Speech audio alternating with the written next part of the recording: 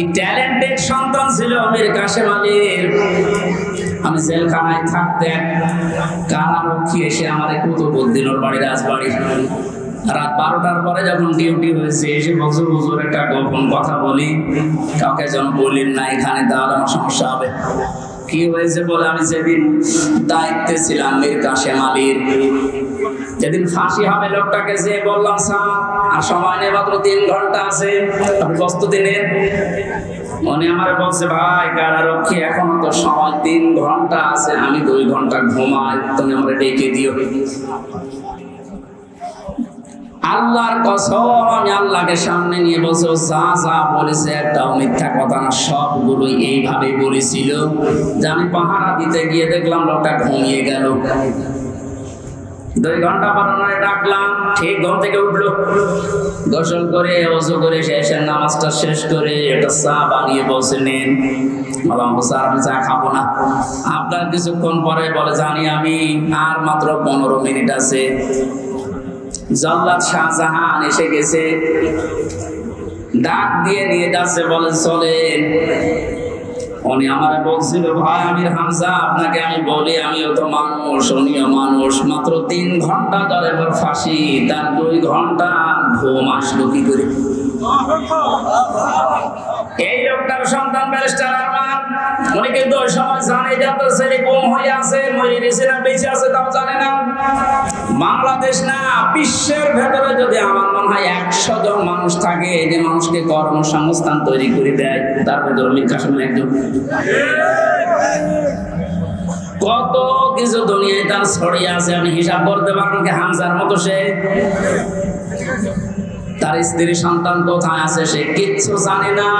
এই কঠিন মুহূর্তে তার নিজের হাজারো যারা অনুসারী, তার সহকর্মী যারা হাজার হাজার মানুষ পালিয়ে বেড়াচ্ছে, জেলখানায় আছে, আটক আছে, মরে গেছে, এসব কিছু তার কাছে সংবাদ আসতেছে। এমন কঠিন সময় লোকটা 2 ঘন্টা ঘুমিয়েছে। এমনি ঘুম আসবে না, অবশ্যই আমার আল্লাহ তাকে সূরা হামিম সিজদার 30 নম্বর আয়াত ফেরেশতা দিয়ে শুনিয়েছে। আলহামদুলিল্লাহি রাব্বিল মাশরিকাইনি ওয়া রাব্বিল মাগরিবাইন আল্লাযী খালাকা কুল্লা শাইইন যাওজাইন ওয়া আতাবা আলাইনা লিহসানা বিল ওয়ালিদাইন ওয়া আশহাদু আন লা ইলাহা ইল্লাল্লাহু ওয়াহদাহু লা শারীকা লাহু ওয়া আশহাদু আন্না মুহাম্মাদান আবদুহু ওয়া রাসূলুহু সাজ্জাদুল কাউনাইন সাল্লাল্লাহু আলাইহি ওয়া আলা আলিহি ওয়া সাহবিহি ওয়া তাবাইহি আজমাইন লাইলাহু ওয়া নাহারান ফি তারফাইন فقد قال الله تعالى في كلامه المجيد وبرهانه التوحيد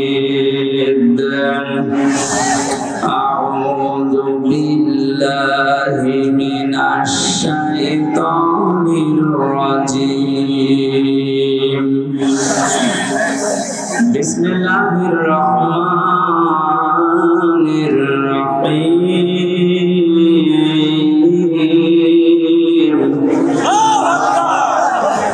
الذين يتبعون الرسول النبي الأمي الذي يجدونه مكتوبا الذي يجدونه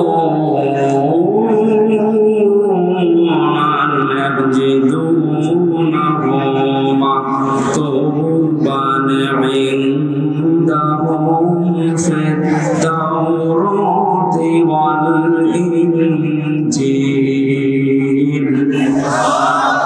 صدقت يا ربنا عن علي رضي الله تعالى عنه قال قال النبي صلى الله عليه وسلم يوشك أن يأتي على الناس زمان لا يبقى من الإسلام إلا اسمه ولا يبقى من القرآن إلا رسمه مساجدهم عامرة وهي خراب من الهدى علماؤهم شر من تحت أديم السماء من عندهم تخرج الفتنة وفيهم تعود رواه البيهقي وقال تعالى في شان رسوله وما زادهم إلا إيمانا وتسليما اللهم صل على محمد وآله وصحبه وبارك وسلم الحمد لله কথা বন্ধ করে ওইভাবে শুনেন এখন ডিস্টার্ব হয়ে যাবে দেখতে বারবার বলা হয় নিচু করে দেবেন এরা আসলে কি বলবো এখন তো সময় নষ্ট হবে যেভাবে আছেন এভাবে দেখেন আগামী থেকে আমি ঠিক করবো ইনশাআল্লাহ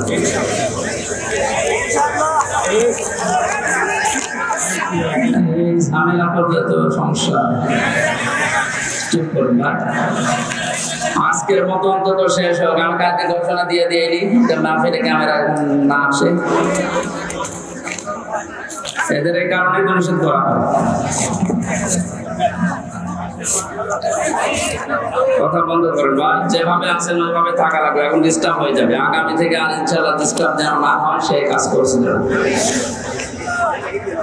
নাটোর জেলা বড়াইগ্রাম থানার অন্তর্গত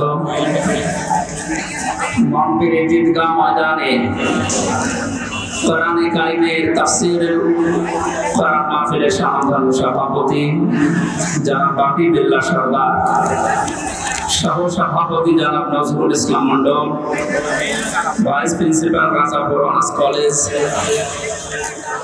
এতক্ষণ পর্যন্ত যারা আলোচনা রেখেছেন যারা মাওলানা হোসেন আহমেদ মাহফুজ হাফেজ মাওলানা মোহাম্মদ আলী সহ অন্যান্য উলামা ইকরাম মাহফিলের প্রধান অতিথি শাইখুল মাশায়েখ ভারপ্রাপ্ত সাবেক চেয়ারম্যান বড়াইগ্রাম উপজেলা পরিষদ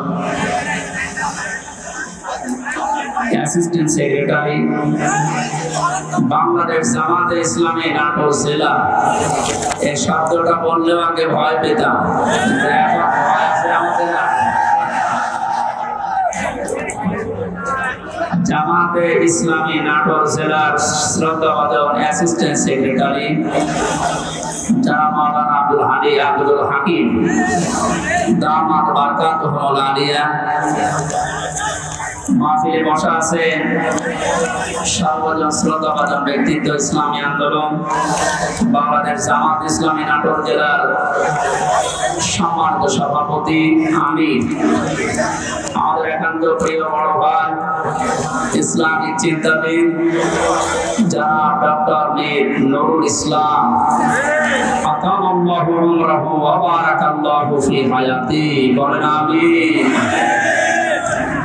যারা এখন পর্যন্ত সময় দিতে পারি নাই আমরা দুঃখিত আপনাদের এই এলোমেলো অবস্থার কারণে কথা বলেছেন আমার আগে সাবেক চেয়ারম্যান দৌলতদাসপুর উপজেলা জনাব মোহাম্মদ আব্দুল আজিজ ভাই জনাব সিদ্দুর রহমান সেক্রেটারি বাংলাদেশ জামাত ইসলামী বড়াইগ্রাম থানা জনাব আব্দুল মান্নান মোল্লা সদস্য 4 নম্বর ইউনিয়ন নগর ইউনিয়ন পরিষদ এরপরে যারা আলেম আছেন এখানে আলেমদের হায়াতের তারজেবা সিহাতে কুল্লিয়া কামনা করছি সকলে বলেন আমিন সামনে বসা মুসলমান ভাইরা পর্দার আড়ালে সম্মানিত মা এবং বোনেরা প্রাণপ্রিয় নাটোরবাসী আব্দুল আজিজ ভাই বলছিলেন না যে 17 বছর কথা বলার অভ্যাস নেই সব ভুলে গেছি আমাদের অবস্থা তাই আমরা তো দিনের পর দিন একটু বাইরে থাকা পালিয়ে থাকার সুযোগ পেয়েছে আর আমরা এমন জায়গায় ছিলাম কথা বলা তো দূরের কথা, আর করা যেত না, এমন জায়গায় রেখেছি। সুতরাং আমরা অনেক কিছু ভুলে গেছি, আল্লাহ যেন আবার স্মরণ করিয়ে দেন জাতির উপকারের জন্য, যেন আমাদেরকে স্বাধীন বাংলাদেশে পরাধীন ছিলাম, আবার নতুন করে স্বাধীন হওয়ার একটা স্বাদ আমাদেরকে দেখাবেন। সবচাইতে বড় স্বাদ পাবো যদি আল্লাহ কোরআন দিয়ে জমিনটা চলে, এইটা দেখতে মন খুব চায়। আমি 7-8 দিন আগে ছিলাম মালয়েশিয়া, দুবাই, সিঙ্গাপুর, সমস্ত জায়গায়। এদের দেশে ইসলাম নেই, কিন্তু ইসলামের নিয়ম নীতিগুলো তারা মানে। 1500 বছর আগে বিশ্বনবী যে জানিয়েছিলেন পবিত্রতা ঈমানের অঙ্গ, এটা শোনেননি কোনোদিন? পাক পবিত্র থাকা এটা ঈমানের অঙ্গ, কোন কোন জায়গায় পেয়েছি এটা ঈমানের অর্ধেক। এই শব্দটা নিয়ে চিন্তা করেছিলাম, তিনি এত গুরুত্ব দিয়ে কথা বলার কারণ কি? সিঙ্গাপুরে যে দেখলাম এই হাদিসের বাস্তবতা চলছে। আমার সামনে একজন, তার ছেলে একটা ঠোঙা, এই যে চিপস মিপস চকলেট মকলেট খাবার পর এটা ঠোঙা ফেলেছিল রাস্তায়। কোথায় ছিল পুলিশ জানি না, সঙ্গে সঙ্গে এসে এটা ফেলেছে কি? আমার ছেলে বোঝে না, এই জন্য না, রাস্তাঘাটে কিছু ফেলা যাবে না, যখন ফেলেছে জরিমানা দেওয়া লাগবে, ধরে নিয়ে গেল থানায়। কি পরিষ্কার পরিচ্ছন্ন, কি মানে জায়গাটা দেখলে মনে হচ্ছে। রাতের বেলা যে বাড়িতে ছিলাম বললাম ভাই মশা দিন, কিসের মশা? মশা নেই এদেশে। কত বড় পরিষ্কার থাকলে একটা মশা চোখে দেখা যায় না, বলেন তো? এই জন্য বলছি ওদের দেশে ইসলাম ওরা মানে না, কিন্তু ইসলামের নিয়ম নীতি গুলো দেখলাম ফলো করছে। বিশ্বাস করে না ইসলাম যে শান্তির ধর্ম, এটা বিশ্বাস করে না।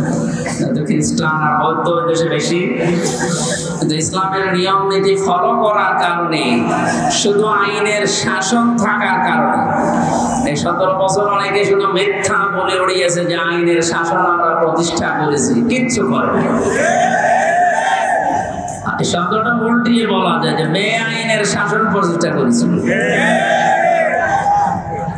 গতকালকে সাবেক অবৈধ আইন মন্ত্রী, অবৈধ বলা যাবে কারণ সরকার অবৈধ, মন্ত্রীগুলো অবৈধ। যখন ডিম উপর দিয়ে মারে, নিচ দিয়ে মারে, বিভিন্ন জায়গায় যখন ডিম দিচ্ছিল থেরাপির কারণে, তো শেষ পর্যন্ত বলে ফেলেছে একটা দোষ আমার না, সব আমাদের উপর থেকে নির্দেশ দিয়েছে হাসিনা। এই কথাটা বলার পরে দেখলাম লোকটা হাসতেছে। তার মনে হয় তার আমার এই যে এক মামা এসেছে আজকে সাথে কুষ্টিয়া থেকে, অনেক মামা, ওর একটা হালকা তার কাটা আছে। আমার মনে হয় এই বেটারও তার এরকম কেটে দিয়েছে।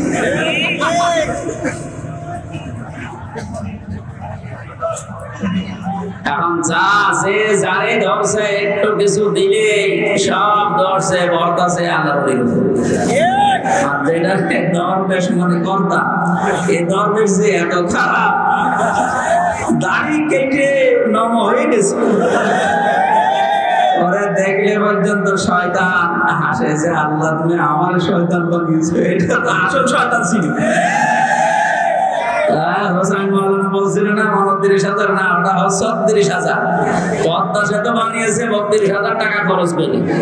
আর এই লোকটা শুধু বাইরের একটা ব্যাংকে টাকা পড়ে আছে 36,000 কোটি টাকা। ওই টাকাগুলো ফেরত পেলে বাংলাদেশে আর একটা পদ্মা সেতু বানানো। মালয়েশিয়া দেখলাম এই যে পেনাং থেকে এই আর একটা শহরে যাবার সময় 2টা ব্রিজ পরপর, একটা মনে হয় 8 কিলোমিটার, একটা 17 কিলোমিটার। এই যে বিশাল বিশাল ব্রিজ তারা বানিয়েছে, বাংলাদেশেও সম্ভব, শুধু এই দরবেশদের টাকাগুলো বাইরে থেকে নিয়ে আসা দরকার। এই জন্য যারা দায়িত্বে আছেন আহ্বান জানাবো, এসব দরবেশ হোক আর ধর্মেশ হোক, এদেরকে এইভাবে বিভিন্ন জায়গা দিয়ে ডিম যখন দিচ্ছে কি বলবো, এগুলো নিয়ে এই টাকা পয়সা গুলো সব আমাদের দেশে নিয়ে আসেন, এই দেশ ইনশাল্লাহ দাঁড়িয়ে যাবে। আমরা পবিত্র পরিষ্কার পরিচ্ছন্ন হওয়ার কথা বলছিলাম। স্বাধীন দেশে যেহেতু এখন আছি, চোখে 52 বছর 53 বছর তো আমার বয়স না, আমার বয়স 32-33 বছর। এখানে যারা আছে এরকম বহু বয়সের মানুষ আছে। এই মানুষগুলো সহ আমরা দেখেছি এই 52 বছর বিভিন্ন মানুষের দেশটা চালিয়েছে, কিন্তু কাঙ্ক্ষিত মানের শান্তি আমরা এখনো পাইনি। এখন শুধু বাকি আছে যে কোরআন দিয়ে চললে কেমন দেখা যায় এটা দেখতে বাকি আছে। এটা আমরা দেখতে চাই কিনা? এটা এমনি এমনি হবে? কথা শেষ করবো। এমনি এমনি শুধু দোয়া করে হবে? কাজ করা লাগবে না? সুতরাং কোরআন দিয়ে চালাবে যারা, এরকম মানুষগুলোকে আজ আমরা ওখানে পাঠাতে চাই আর দেখতে চাই চর্ম চোখে। আল্লাহ আমাদেরকে তুমি একটু দেখার তৌফিক দাও যে জমিনটা কোরআন দিয়ে চলছে। দল মত নির্বিশেষে আমরা এই অনুষ্ঠানে ইবাদত মনে করে এসেছি। বলে তো আলহামদুলিল্লাহ। তাআওয়ানু আলাল বিররি ওয়াত তাকওয়া ওয়া লা তাআওয়ানু আলাল ইসমি ওয়াল উদওয়ান। আল্লাহর ঘোষণা, এই পৃথিবীতে তোমরা ভালো কাজে, নেক কাজে একে অন্যকে সাহায্য করো, অন্যায় কাজ করবা না, অন্যায় কাজে সাহায্য সহযোগিতা করবা না। আজ আমরা আহ্বান জানাচ্ছি, রাষ্ট্র যেহেতু সংস্কার আরম্ভ হয়ে গেছে বা চলছে, আমরা সব জায়গায় ইসলাম দিয়ে সংস্কার করতে চাই। নবীর উপরে দরুদ আর সালাম পাঠ করার মাধ্যমে তেলাওয়াতকৃত আয়াত থেকে যেটা লিখে দিয়েছেন এর উপরে ভিত্তি করে আমরা তাফসীর কোরআন মাহফিলে তাফসীর আকারে কথা বলতে চাই ইনশাআল্লাহ। জবান করে কোরআনে কারিম থেকে। আমি যেহেতু 8 দিন ছিলাম, মাওলানা মিজানুর রহমান আজহারি ভাই, এরপরে ডেভিড লিও নামে একজন আছে ইসলাম চিন্তাবিদ স্কলার, অনেক দামি লোক। তারপর ডক্টর জাকির নায়েক সাহেবের সাথে দেখা হয়নি, হওয়ার কথা ছিল। এই মানুষগুলোর কাছে বিশ্বে আমি যে কয়েকদিন ছিলাম, আমি সবচাইতে বড় বিষয় পেয়েছি ওনারা আলেমদের কিছু দায়িত্ব কর্তব্য, যেহেতু ওনারা মজলুম মানুষ, আসবে দেশে ফিরে আসবে। মিজান ভাই জানিয়েছে আমি কিছুদিনের ভেতরে এই দেশে যাবো। আমি বলেছিলাম ভাই দেশে আসার পরে কুষ্টিয়া, আমার জন্মভূমি কুষ্টিয়াতে কোরআনের কথাগুলো চলে না, কারণ যে দুইজন শয়তান এই বাংলাদেশে আল্লাহ পাঠিয়েছে ওই জেলায়। আমার জন্মভূমি, তারপরও আমারে বলতো না। এই যে খুলনা বিভাগের 10-11টা জেলা, একটাতেও আমার কথা বলতে দিত না। যাওয়ার আগে 144 ধারা জারি হয়ে যেত। এখন যেহেতু সুযোগ এসেছে, মাকে বললাম আমার কুষ্টিয়া দিয়ে আপনি কোরআনের কথাগুলো আরম্ভ করবেন। উনি সময় দিতে চেয়েছি, দেখি দেশে আসো ইনশাআল্লাহ। বাংলাদেশের প্রত্যেকটি জায়গা তখন আর জামাতের প্রোডাক্ট কেউ বলতে পারবে না। যারা বলতো তারা এখন কবরে। আল্লাহ রাব্বুল আলামিন তার কোরআনে কারীমকে যেন উন্মুক্ত করে দেন দেশের জন্য এবং প্রতিষ্ঠা করে দেন। বলেন আমিন। সূরা আরাফ কোন সূরা বলেন তো? 157 নম্বর, একটা মাত্র আয়াতের 4 ভাগের 1 ভাগ আমরা পড়েছি। বিশ্বনবীর হাদিস লক্ষ লক্ষ, সেখান থেকে একটা হাদিস নবীজির জামাই হযরতে আলীর বর্ণনা করা, যোগের সাথে মিলিয়ে আমরা তেলাওয়াত করলাম। এই দুইটাকে সামনে রেখে কোরআন যেভাবে তাফসীর করা লাগে হক আদায় করে চেষ্টা চালাচ্ছি ইনশাআল্লাহ। এটা যেহেতু মমতাজের কনসার্ট না, সে মহিলার এখন আর কনসার্ট করা সম্ভব না, কারণ তার দোলাদুলি এখন আর কেউ দেখতে চায় না, ফেটেও আর কারো যাচ্ছে না। ফেটে যাচ্ছে এখন সারা বাংলাদেশে শুধু আল্লাহর কথা হবে। মানুষের জিকির করে আমরা বহু দেখেছি, একটা মানুষের আলোচনা, একটা মানুষের জিকির যে পরিমাণ হয়েছিল, যদি আল্লাহর জিকির ওই পরিমাণ এই দেশে হতো, আমরা আল্লাহর ওলি হয়ে যেতাম। আল্লাহরও মনে হয় সহ্যের বাইরে চলে গেছে, না তো এত অপমান তো আমি ফেরাউনকেও হতে দেখিনি। আমি তো জীবনই পড়েছি, তাহলে এত অপমান হয়নি। আল্লাহ রাব্বুল আলামিন কোরআনে কারীম কিভাবে মানুষের সামনে উপস্থাপন করা লাগে এটা আমাদের শিখিয়েছেন 1500 বছর আগে। আমরা আল্লাহর ওই ধরনটা সামনে নিয়ে আসি নাকি আমার মন মতো বলবো না। আল্লাহ পাক বলেন কিতাবুন উনসিলা ইলাইকা ফালা ইয়াকুন ফি সাদরিকা ফারাজুম মিনহু লিতুনদিরা বিহি ওয়া যিকরা লিল মুমিনিন। আল্লাহ বলেন এই একটা কিতাব, পৃথিবীতে একটাই মাত্র কিতাবের নাম আল্লাহ জানিয়েছেন, তার নাম কোরআন শরীফ। এখানে কবরে যাওয়ার পর মানুষকে যখন জিজ্ঞাসা করা হবে মান রব্বুকা, তোমার রব কে? লোকটা যদি বলে রব্বি আল্লাহ, আমার রব আল্লাহ, সঙ্গে সঙ্গে ফেরেশতারা জিজ্ঞাসা করবে মা দিনুকা, তোমার জীবন ব্যবস্থা কি? লোকটা যদি বলে দীনুল ইসলাম, সঙ্গে সঙ্গে ফেরেশতা বলবে মান হাযার রাজুল, এই লোকটা কে ছিল? লোকটা যদি বলে ফেলে হাযা নাবিয়ুনা মুহাম্মাদুর রাসূলুল্লাহ সাল্লাল্লাহু আলাইহি সাল্লাম, সঙ্গে সঙ্গে ফেরেশতারা আরেকটা বলবে এই কথাগুলো তুমি পেয়েছো কোথায়? কথা বুঝতেছেন? আপনি পৃথিবীর কোন বইয়ের নাম, কিতাবের নাম বললে ফেরেশতারা কিন্তু ওগুলো চিনবে না। আপনাকে সঙ্গে সঙ্গে জবাব দিতে হলে বলা লাগবে আমি কোরআনে পেয়েছি, কারণ ফেরেশতারা এই একটা কিতাব চেনে। আল্লাহ জানে কিতাব কোন দিয়েছেন, এই একটা কিতাব, এমন দামি কিতাব, এটা আল্লাহর পক্ষ থেকে এই পৃথিবীতে আল্লাহ নিজে পাঠিয়েছেন। নবীজি এই কিতাবুন শব্দটা ব্যাখ্যা করতে গিয়ে হাদিসে জানিয়েছেন মানে তাবাল হুদা বিগাইরিল কুরআন আদাল্লাহুল্লাহ। তিরমিজি শরীফের হাদিস, এখানে ডিসকাস হচ্ছে, কথা শুনবেন, অ্যাক্টিভ হয়ে শুনবেন। আমি কিন্তু প্রশ্ন করবো, এটা ক্লাস চলছে না? ক্লাসের পরে যে প্রশ্ন করা হয় আমি কিন্তু সামারাইজ করে প্রশ্ন দেব, আন্দাজে শুনতে এসেছেন না? আল্লাহর নবীর এই কথার ভেতর থেকে দুইটা শিক্ষা আমি পেয়েছি। নবীজি জানিয়েছেন কোরআনে কারীম বাদ দিয়ে পৃথিবীর কোন জায়গায় যদি কেউ ভালো হওয়ার নিয়তে, হেদায়েত পাওয়ার নিয়তেও যায়, আল্লাহ নিজে দায়িত্ব নিয়ে তাকে গোমরাহ করে দেয়। কথার অর্থ বোঝেন?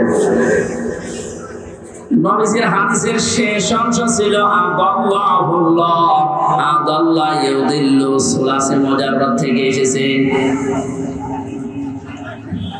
শব্দটা যদি ভাবে ফাল থেকে নবীজি বলতেন যে দাল্লা আদাল্লাহ ইউদিল্লু, বাড়ি ফাল থেকে শব্দটা আসা, নবী দাল্লা ইয়াদিল্লু বলতে পারতেন। এ শব্দ দিলে বাংলা অর্থ হতো আপনি নিজেই নিজেকে খারাপ বানিয়ে ফেলেছেন, আপনি নিজের জন্য নিজে দায়ী, আর কেউ দায়ী না। কিন্তু আদাল্লাহ শব্দ যখন আসবে বাংলা অর্থ তখন হবে আপনার হয়তো নিয়ত ভালো ছিল, আপনি কোন জায়গায় গিয়েছিলেন যে ভালো হয়ে যাব, কিন্তু কোরআন সেখানে ছিল না। এই জন্য আল্লাহ রাগ করে নিজে দায়িত্ব নিয়ে আপনাকে আরো খারাপ বানিয়ে দেবে।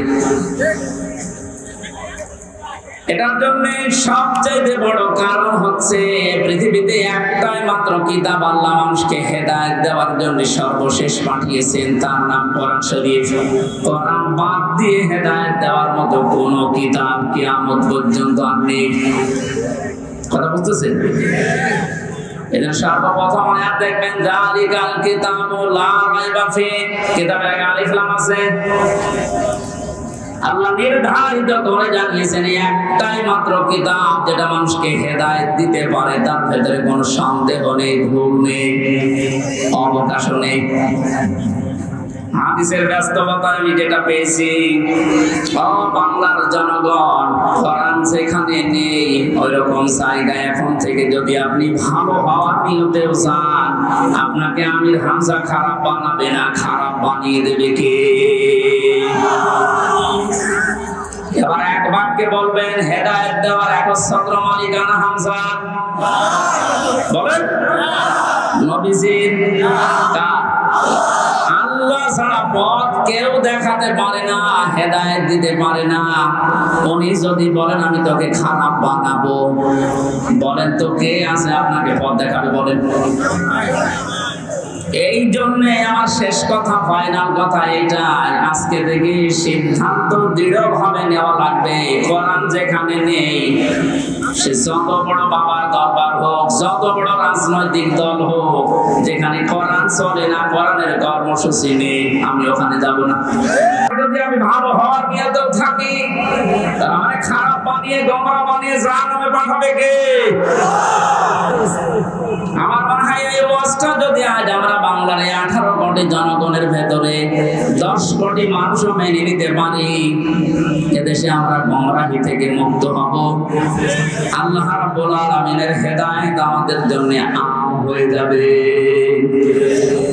আশা করছি আপনি কথাটা মেনে নেবেন আপনার প্র্যাকটিক্যাল জীবনে, যে কোরআন যেখানে নেই ওইরকম দলে আমি আজকে থেকে আর নেই। এটা শুধু সামিয়ানা নিচ পর্যন্ত শেষ, বাইরে নিয়ে যাবেন তো যেখানে কোরআন নেই। তাহলে যদি আপনি জানো ভালো হওয়ার নিয়ত আপনার ছিল, কিন্তু আপনাকে আল্লাহ ভালো রাখবে না। শ্বশুরকে মানুষ অনেকে বাবা বলে ডাকে, এটা হারাম না, জায়েজ আছে। কিন্তু নিজের বাবার সামনে যদি বারবার শ্বশুরকে আব্বাসান বলে, লোকজন জিজ্ঞাসা করে এইটাকে, এটা আমার শ্বশুর আব্বা, আর এটা চিনি না, বাবা রাগাবে। বাবা বলা জায়েজ আছে বলে আপনি একেবারে সব সময় মুখে ফেনা তুলে ফেলবেন আব্বাসান বলে। আসল যেটা জন্মদাতা বাবা, ওর কোনো খবর নেই। ওনার মনে যেমন দুঃখ লাগার সম্ভাবনা আছে, কোরআনে কারীম আল্লাহ হেদায়েত দেওয়ার জন্য পাঠিয়েছেন। এটা বাদ দিয়ে সত্যি যদি আপনি কোন জায়গায় আপনার নিয়ত ভালো নিয়েও যান, আল্লাহ কিন্তু দায়িত্ব নিয়ে আপনাকে খারাপ বানিয়ে দেবে। আল্লাহ এই জন্য শব্দটা প্রথমে দিয়েছেন কিতাব, এই একটা কিতাব উনসিলা ইলাইকা, হে নবী আপনার প্রতি আমি এটা নাযিল করেছি। ফালা ইয়াকুম ফি সাদরিকা হারাজম মিনহু লিতুনদিরা বিহি।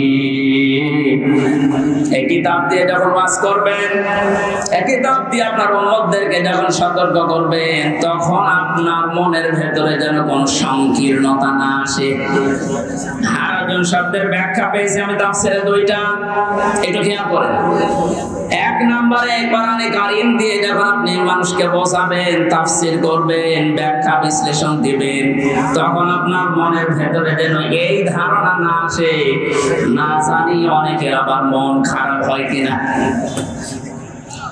এরকম মানুষের দেশে ছিল না, কোরআন দিয়েই বলতো কিন্তু কেটে যেত, চেপে যেত, গোপন করতো, মনে মনে ভাবতো সব যদি কোরআনের কথা ওপেন ভাবে খোলাখুলি বলি, সবার মন পাওয়া যাবে না, অনেকে আমার মন খারাপ করবে। এই জন্য নবীজিকে আল্লাহ প্রথমে এই শব্দ দিয়ে জানিয়েছেন, আপনি যখন কোরআন প্রচার করতে যাবেন, তখন আপনার মনের ভেতরে যেন কোনো সংকীর্ণতা কাজ না করে, যে কে কি বললো। 2 নম্বরে আবহাওয়ার কাল থেকে অনেক নিয়ম নীতি ইসলাম মনে করে মানুষ পালন করে আসছে। আপনি যখন কোরআনে কারীমের কথাগুলো সঠিকভাবে তুলে ধরবেন, ওইগুলো টিকবে না, এমনি কেটে যাবে। তখন হয়তো অনেকের মন খারাপ হবে, আপনি সবার মন তো পাবেন না। এই জন্য আপনাকে বলছি, কে কি মনে করবে বলবে, কারো দিকে তাকাবেন না। আপনার মনও যেন ছোট না হয়, সংকীর্ণ না হয়। সঠিক কথাগুলো তুলে ধরার দায়িত্ব আপনার, আর হেদায়েত দেওয়ার দায়িত্ব আমি আল্লাহর। কোরআন শরীফ আমি আল্লাহ দিয়েছি মুমিনদের জন্য, এটা উপদেশ। এই আয়াতটা সামনে রেখে আজকে আমরা তেলাওয়াত কি আয়াতের তাফসীর করব ইনশাআল্লাহ। এবার বলি আমরা, আউযু বিল্লাহি মিনাশ শাইতানির রাজীম, বিসমিল্লাহির রহমানির রহিম। আল্লাযীনা ইয়াত্তাবিউনার রাসূলান নাবিয়্যাল উম্মিয়্যাল্লাযী ইয়াজিদুনাহু মাকতুবা। সাল্লাল্লাহু আলাইহি ওয়াসাল্লাম। কোন সূরা বলেন তো? আরাফ। আরাফ মানে আরাফ মানে প্রাচীর। আরাফ মানে কি? বিভিন্ন অর্থ আছে। আরাফের অন্যতম অর্থ হচ্ছে আরাফ মানে প্রাচীর। কিয়ামতের দিন আল্লাহ জান্নাত জাহান্নামের মাঝে একটা প্রাচীর দাঁড় করাবেন। কিছু মানুষকে আল্লাহ ওই জায়গায় বসাবেন, জান্নাতেও দেবে না জাহান্নামেও দেবে না, ওখানে স্টিল তারা বসে থাকবে, দাঁড়িয়ে থাকবে। এদিকে এত নড়াচড়া কি সমস্যা কি? এদিকে আসার দরকার নেই। দেখেন তো কি বলে, দেখেন না তো বলো হয়েছে, ঠিক আছে। না আপনি যদি আমল করতে না পারেন তাহলে তো আসার দরকার নেই। নামকরণ বলছে, তাফসীর করার জন্য 13টা জিনিস সামনে রাখা লাগে। আমরা উসুলে তাফসীরের যে নিয়ম পড়েছি, এখানে করব আলেম বসে আছে দেখতে পাচ্ছেন না? নাকি ফাটা যায় একজনকে লাগিয়ে দেবো? সাদা করলে কি ইবাদত থাকবে? এটা কষ্ট হচ্ছে গরমে আমাদের, তারপরও যেহেতু এটা ইবাদত, এই কারণে আমরা বসে আছি কিছু নেওয়ার জন্য, নাকি? আরাফ কি নাম বললাম? এটা একটা প্রাচীর, জান্নাত জাহান্নামের মাঝে আল্লাহ রাখবেন। নামকরণের ভেতরে আমি তাফসীরে তাবারি থেকে বলছি এটা। নবীজি বলেন সাহাবীরা, এখানে আল্লাহ যাদেরকে বসাবেন এদেরকে জান্নাতেও দেবে না জাহান্নামেও দেবে না, একেবারে স্থির। প্রশ্ন করলেন সাহাবী, হে নবী এদেরকে আল্লাহ জান্নাতে দিচ্ছে না কারণ কি? বিশ্বনবী জানিয়েছেন এই মানুষগুলোকে আল্লাহ জান্নাতে দেবে না তার অন্যতম কারণ এরা মা বাবার সাথে খারাপ আচরণ করত। এরা নামাজ পড়েছে, রোজা রেখেছে, ভালো ভালো কাজের আঞ্জাম দুনিয়ায় দিয়েছে, দান সাদকা এদের সব ছিল, শুধু একটা বিষয় পারিবারিক জীবনে মা বাবার সাথে এদের ভালো ব্যবহার ছিল না। এজন্য কোরআনে কারিমে আল্লাহ জানিয়েছেন, বাবা রব্বুকা আল্লাহ তা'বুদু ইল্লা ইয়্যাহু ওয়া বিল ওয়ালিদাইনি ইহসানা। আমি আল্লাহ রায় দিয়েছি, রায় দিচ্ছেন কে? আমি আল্লাহ রায় দিয়েছি, ফয়সালা করেছি, সিদ্ধান্ত নিয়ে ফেলেছি যে আমি আল্লাহ ছাড়া কারো ইবাদত করা যাবে না। আর মা বাবা যাদের আছে তাদের সাথে ভালো ব্যবহার করা লাগবে। এই আয়াতের ভেতরে দুইটা বিষয় বেশি। কয়টা? এই যে আল্লাহর ইবাদত করা লাগবে, আল্লাহর আইন মানা লাগবে, কোনো প্রশ্ন করা যাবে? বলেন বলেন, আপনার বুঝে আসুক বা না আসুক, আল্লাহর আইন আল্লাহর ইবাদত মাস্ট বি। আপনাকে এই জন্য আল্লাহ বানিয়েছে। তাহলে আল্লাহর আইন মানা এটা ফরজ। আল্লাহর আইন মানা কি? আর জোরে বলেন। মা বাবার আইন মানা কি? এই শোনেন, মাঝখানে ওয়া আল্লাহ দিয়েছেন, খেলা করার জন্য দিয়েছেন।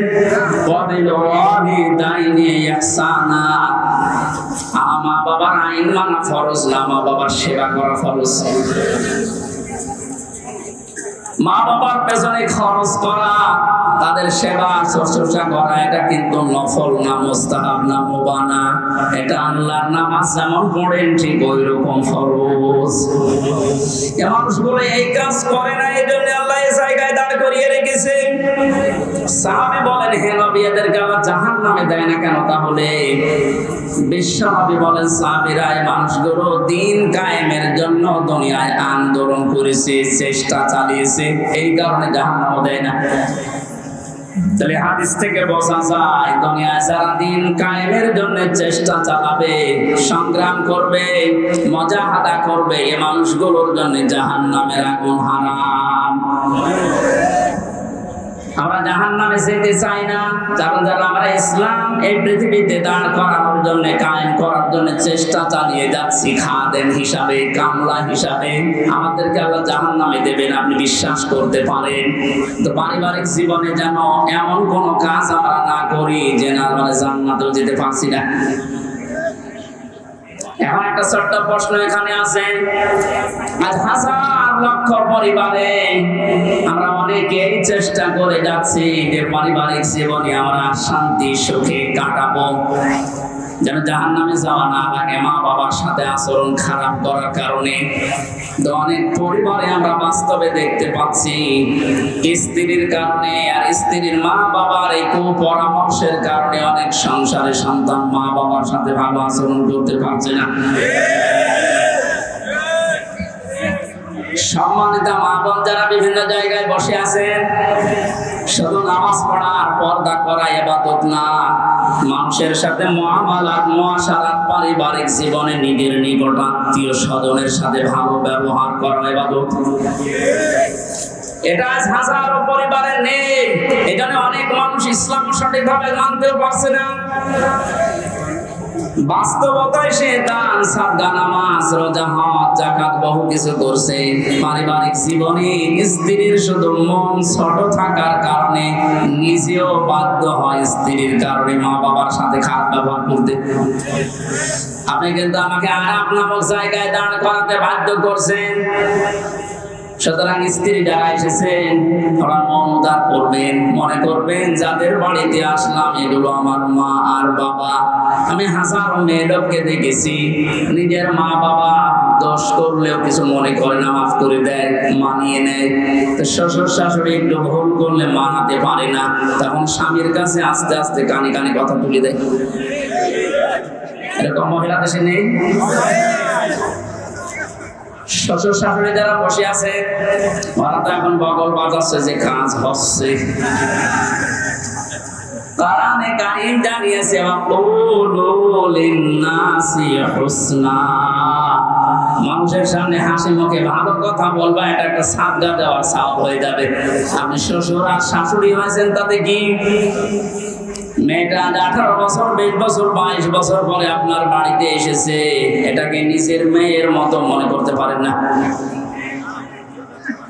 আল্লাহর কসম, আমি আল্লাহকে সামনে নিয়ে বলছি, সাক্ষী করে বলছি, সত্যি যদি মা আর বাবা নিজের মেয়েকে নিজের ছেলেকে যে নজরে দেখে, পুত্রবধূকে এই নজরে যদি দেখতে পারতো, আমরা হাজারো সন্তান আর নামক জায়গায় থাকতাম না। আহ্বান জানাচ্ছি, আমরা তো চেষ্টা করছি, কিন্তু আপনাদের এই ছোট মনের কারণে পারছি না। আপনার মনটা উদার করেন, কি করবেন আপনি দুনিয়ার এই সয় সম্পদ দিয়ে যদি জাহান্নামে যাওয়া লাগে? আল্লাহ আমাদেরকে আরাফ নামক এই জায়গায় যেন দাঁড় করিয়ে ভাগ্য হত না করেন। নবীজি কিন্তু হাদিসের শেষে আর বলেননি যে না যাবে কোথায়, বলেন তো এই হাদিসে পর্যন্ত থাকলে কি দাঁড়াচ্ছে অর্থ?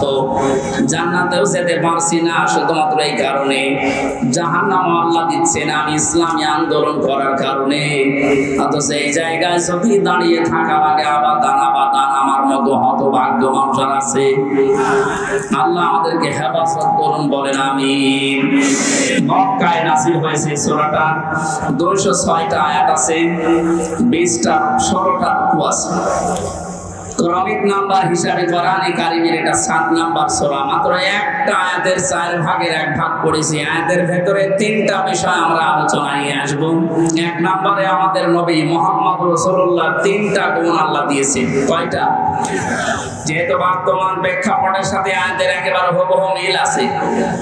2 নম্বরে আল্লাহ নবীর কর্মসূচি ছিল এই দুনিয়ায়, আয়াতের ভেতর থেকে আমরা 6টা পেয়েছি। কয়টা? 3 নম্বরে আমরা যারা তার উম্মত এখন দাবি করব কিয়ামত পর্যন্ত, তাদের কর্মসূচি হবে, তাদের করণীয় হবে 4টা। তাহলে নবীজির পরিচয় তুলে ধরা হবে আয়াত দিয়ে 3টা, বিশ্বনবীর কর্মসূচি তুলে ধরা হবে 6টা, আর আমাদের করণীয় তুলে ধরা হবে 4টা। সব মিলে 13টা। কয়টা? এই 13টা বিষয় আজকের আলোচনায় আছে। আমরা একটা একটা করে তাফসীর আকারে শুনছি। আপনারা আছেন তো? আল্লাহ পাক বলেন আল্লাযীনা ইয়াত্তাবিউনার রাসূলান নাবিয়্যাল উম্মিয়্যা, তোমরা অনুসরণ করো, ইত্তেবা করো, দেখে দেখে চলো। এই যে তাবউন শব্দটা আছে, আমি 12 সালে যখন আলোচনা আরম্ভ করেছিলাম বিশ্ববিদ্যালয়ের 2nd ইয়ারে থাকতে, ওই সময় তাবউনের ব্যাখ্যা পড়েছিলাম। অনেকে ইন্টারনেটে এটা দেখেছেন, মনে আছে আপনাদের তাবউন মানে কি? তাবাউন মানে দেখে দেখে চলা।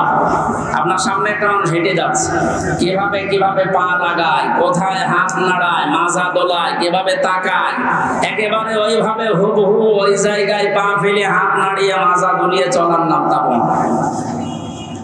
আল্লাহ পাক এখানে ইত্তেবা দিয়েছেন, আল্লাযীনা যারা ইয়াত্তাবিউনা অনুসরণ করছে, করবে।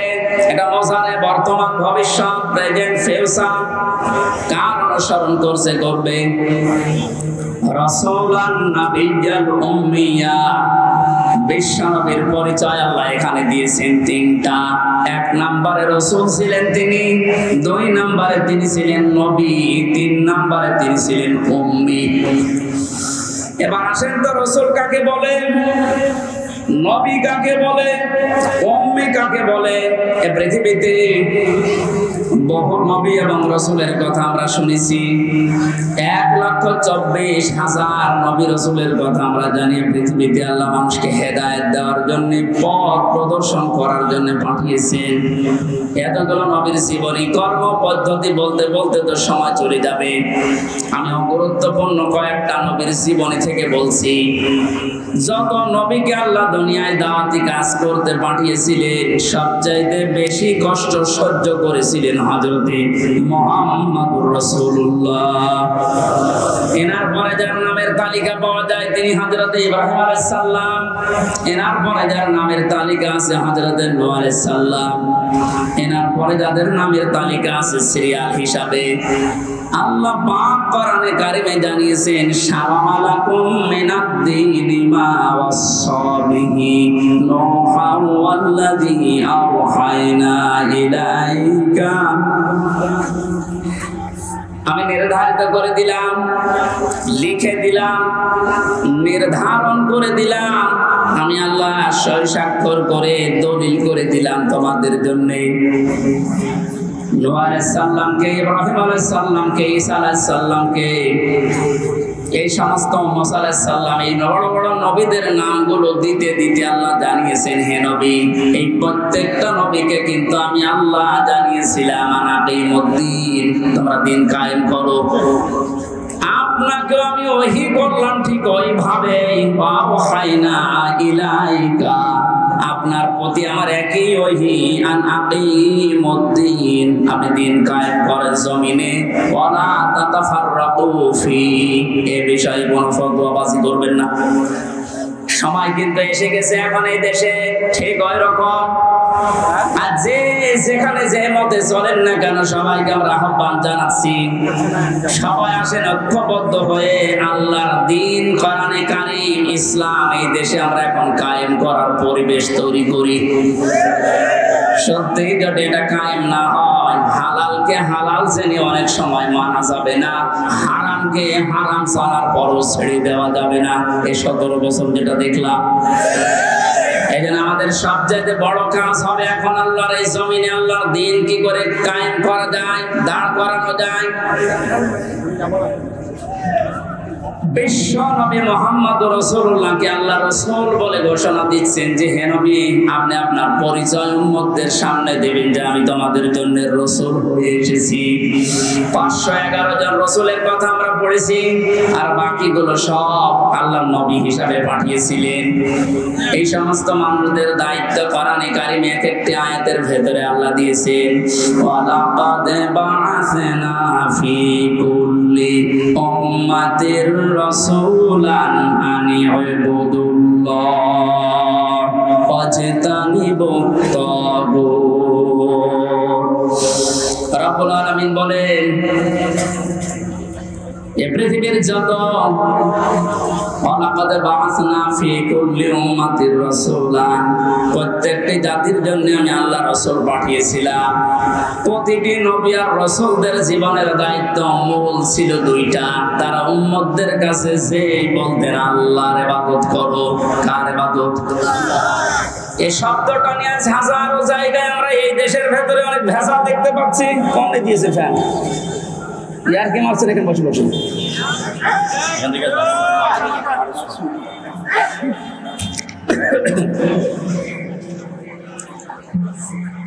এই যে ইবাদত, এই শব্দটা ব্যাপক অর্থবোধক একটা শব্দ। এটা নিয়ে আজ হাজারো ঝামেলা ভেজাল তৈরি করে শব্দটাকে আজ কলঙ্কিত করে ফেলেছে অনেকে। এই জন্য সতর্ক হওয়ার সময়, সংস্কারের সময় যখন চলছে, আমরা এখন সতর্ক এবং সংস্কার এই মন নিয়ে আমরা ইবাদত করব। আমার ইবাদতের ভেতরে যেন কোনো ভেজাল না আসে। গাড়ি গাড়ি ইবাদত করা লাগবে, কোরআনে আল্লাহ এমন দেয়নি। ইবাদত করো, আখলিস দীনাকা ইয়াকফিকাল আমালুল কলিল। তোমার ঈমানটা যদি খাঁটি হয়, কাজকর্ম আমল যদি কম হয়, আমার আল্লাহ মাফ করে দেবে। আমাদের অনেকের কাজ কারবার দরবেশ বাবার মতো গাড়ি গাড়ি দেখতে পাচ্ছি। ওর একটা বক্তব্য শুনেছিলাম কয়েকদিন আগে, ও বলেছে কোরআনেও সমস্যা আছে। এই নামটা নিয়ে, আহলে হাদিসের নাম নিয়ে অনেক মানুষ আজ মানুষকে ধোঁকা দিচ্ছেন। আহলে হাদিস এই শব্দটা খারাপ না, কিন্তু শব্দটা নিয়ে আজ ধোঁকা দিয়ে বোকা বানিয়ে অনেকে এখনো পর্যন্ত জালেমদের পা চাটতেছে। কালকের বক্তব্য ছিল একজনের রফিক নামে, আমি নাম নিয়েছি এই কারণে চেনার জন্য। এই লোকটা জানাচ্ছে এখন জনগণকে, আবু সাঈদ নামে এই ছেলেটা শহীদ হয়নি, ও নিজে আত্মহত্যা করেছে।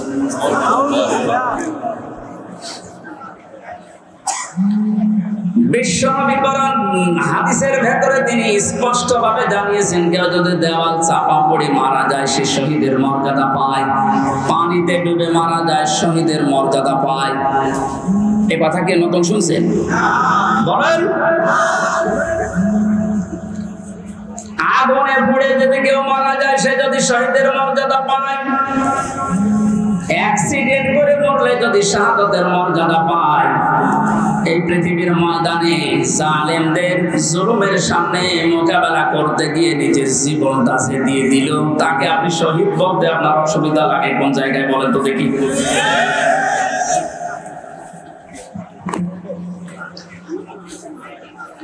এবার আমাদের দুইটা নোটিশ বলছি, যেহেতু এই শব্দটা শুনে আজ 2 দিন ধরে অনেক জালেমের দোসর যারা, তারা এখনো পর্যন্ত অপপ্রচার চালাচ্ছে এদের বিরুদ্ধে। এই জন্য এই দুইটা নোটিশ বলছি। সূরা বাকারা 154 নম্বর আয়াত, 2 নম্বর পারা, 2 নম্বর পৃষ্ঠা, 12 নম্বর 13 নম্বর লাইনে আছে, ভালো করে মিলাবেন। আল্লাহ পাক বলেন, আলা তাকুলু লিমান ইয়াকতালু ফি সাবিলিল্লাহি আমওয়াত বাল আহইয়াউন ওয়ালাকিন লা তাশউরুন। আপনি হয়তো এভাবে এতদিন চিন্তা করেননি, যেভাবে আমি বলছি মিলিয়ে দেখেন। আল্লাহ বলেন, ওয়ালা তাকুলু, হে পৃথিবীর লোকেরা, কেউ এ কথা মুখ দিয়ে বলবা না। কথা বলে মানুষ কি দিয়ে? বলেন না কেন? এই জন্য মুখের উপর আল্লাহ নোটিশ দিয়েছেন, কেউ এ কথা বলবা না। 1 জন 2 জন না, কেউ বলবা না বহু বছর। লিমান ইয়াকতালু ফি সাবিলিল্লাহি আমওয়াত, আমি আল্লাহর জন্য, মানবতার জন্য যারা জীবন দিয়ে গেল, এই মানুষ মরে গেছে, এই কথা বলবা না। বাল আহইয়াউন, বরং তারা জীবিত। ওয়ালাকিন লা তাশউরুন, কিন্তু তোমরা টের পাও না। এটা তো মুখের উপর আল্লাহ দিলেন, মানুষ মুখের পরে অন্তরেও ধারণা করতে পারে। ধারণা করে কি দিয়ে?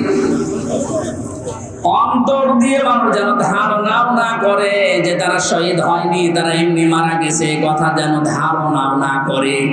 সূরা আলে ইমরান 4 নম্বর পারা 11 নম্বর পৃষ্ঠা 9 নম্বর লাইনের 159 নম্বর আয়াতে 69 নম্বর আয়াতে জানিয়েছেন, ওয়ালা তাহসাবান্নাল্লাযীনা কুতিলু ফি সাবিলিল্লাহি আমওয়াতা বাল আহইয়াউন ইনদা রাব্বিহিম ইউরযাকুন। খুব খেয়াল করেন, অন্তর দিয়েও কেউ যেন ধারণা না করে যারা মারা গেছে। আল্লাহ পাক বলেন, ধারণাও কোনোদিন করবি না যে মরে গেছে না। কারণ জীবন জালেমের সামনে নিজের জীবন দিয়ে দেওয়া তো সহজ কথা না। ওরা কিন্তু জীবিত আছে, ওরা জিন্দা। ইনদা রাব্বিহিম ইরযাকুন, তারা তাদের রবের কাছে রিজিক পাচ্ছে। সুতরাং আবু সাঈদ রংপুরের এই ছেলেটা জালেমের সামনে দাঁড়িয়ে জীবনটা দিয়ে শাহাদাতের মরণ পেয়েছে। এটা কোনোদিন আপনি মুখ দিয়ে যেন না বলেন যে লোকটা মরে গেছে, ধারণা না করেন যে মরে গেছে, না, ও শহীদ হয়েছে। কি হয়েছে? স্বাধীনভাবে কথা বলতে পারতাম না। পাশের জেলায় বাড়ি আমার, নাটোর, কুষ্টিয়া। এখানে দাওয়াত খেতে এসেছিলাম বিয়ের, তারপর আমার ঢুকতে দেয়নি। কোথায় ছিলাম আপনি টের পেয়েছেন? স্বাধীনতা পরাধীনতা কি আমরা 17 বছর টের পেয়েছি। স্বাধীনভাবে চলাফেরা করার, বাক স্বাধীনতা ফিরিয়ে দেওয়ার জন্য যে মানুষগুলো জীবন দিয়েছে, মাস্ট বি 100 ভাগ আমি বিশ্বাস করি ওরা সব শাহাদাতের মর্যাদা পেয়েছে। এমনকি জালেমের জুলুমের শিকার হয়ে আয়না ঘরেও বহু মানুষ জীবন দিয়েছে, জেলখানার ভেতরে জীবন দিয়েছে। এমনকি কোরআনের পাখিকে অনেকে বলছে উনি স্বাভাবিকভাবে মারা গেছে, না, আমি পাশে জেলে ছিলাম, উনি 1 নম্বরে, আমি 4 নম্বরে। আল্লাহর সাথে আমার একদিন দেখা হয়েছিল মাত্র 10 মিনিটের জন্য।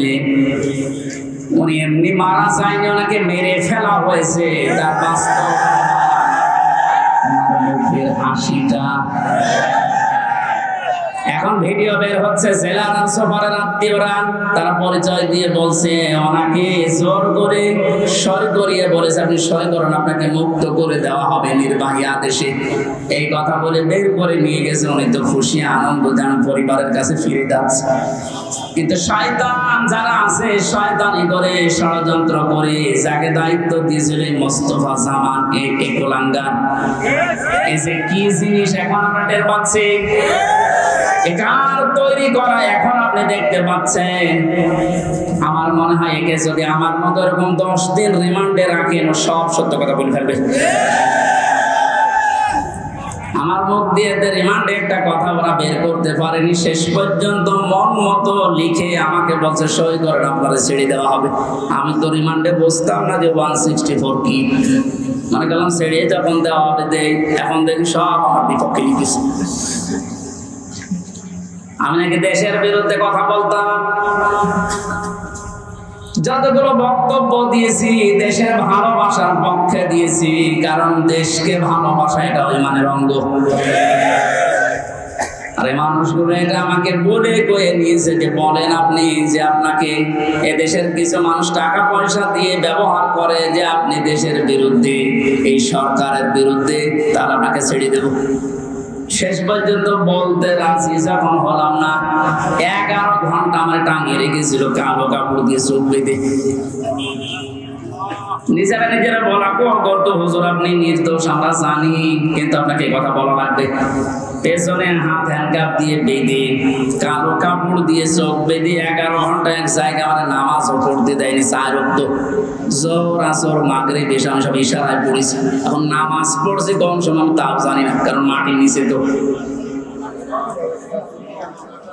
সর্বশেষ যখন বললাম না এত বড় মিথ্যা কথা আমি বলতে পারবো না, আকিস গ্রুপে আমি চাকরি করতাম, ওনাদের বিরুদ্ধে হাজার হাজার কথা লিখতে বলেছেন, একটাও পারবো না, কারণ ওনারা এরকম না।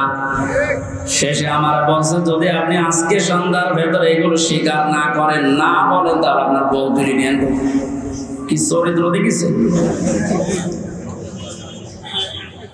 আর এখন অনেক বলছে অনেক কাছে এদের মাফ করি দাও। এই জালেমদের মাফ করা মানে মাসরুমের উপরে অভিশাপ।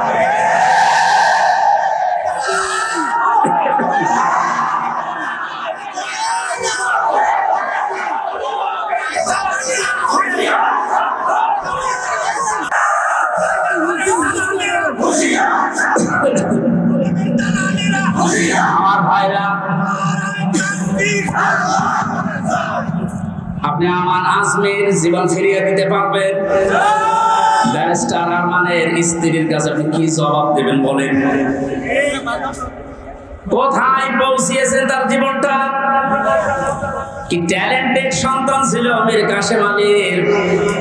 আমি জেলখানায় থাকতেন, কারারক্ষী এসে আমার কুতুবউদ্দিন ওর বাড়ি রাজবাড়ি রাত 12টার পরে যখন ডিউটি হয়েছে এসে বলছে হুজুর একটা গোপন কথা বলি, কাউকে যেন বলেন না এখানে, তাহলে আমার সমস্যা হবে। কি হয়েছে বলে, আমি যেদিন দায়িত্বে ছিলাম মীর কাশেম আলীর, যেদিন ফাঁসি হবে লোকটাকে যে বললাম স্যার আর সময় নেই মাত্র 3 ঘন্টা আছে, আপনি প্রস্তুতি নেন। উনি আমারে বলছে ভাই কারারক্ষী এখনো তো সময় 3 ঘন্টা আছে, আমি 2 ঘন্টা ঘুমাই, তুমি আমারে ডেকে দিও। আল্লাহর কসম আমি আল্লাহকে সামনে নিয়ে বলছি যা যা বলেছে একটাও মিথ্যা কথা না, সবগুলোই এইভাবে বলেছিল যে আমি পাহারা দিতে গিয়ে দেখলাম লোকটা ঘুমিয়ে গেল। 2 ঘন্টা পরে ডাকলাম, ঠিক ঘুম থেকে উঠলো, গোসল করে ওযু করে শেষের নামাজটা শেষ করে একটা চা বানিয়ে বসে নেন। বললাম স্যার আমি চা খাবো না। আপনার কিছুক্ষণ পরে বলে জানি আমি, আর মাত্র 15 মিনিট আছে। জল্লাদ শাহজাহান এসে গেছে, ডাক দিয়ে নিয়ে যাচ্ছে, বলে চলেন।